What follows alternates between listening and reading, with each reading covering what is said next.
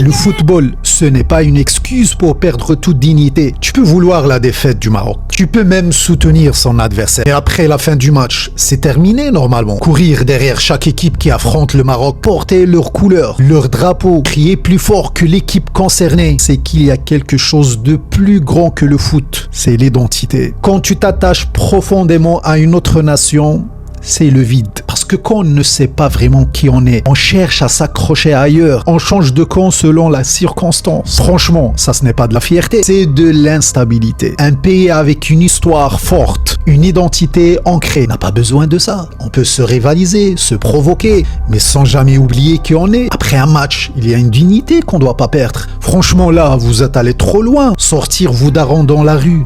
Chouma. Les filmer en train de dire vive le Sénégal. Et un peu de dignité quand même, un peu de respect. Ce sont des gens âgés, respectables. Ne les expose pas comme ça. Quand le Cameroun vous a éliminé de la plus belle version de la Coupe du Monde. Vous vous rappelez?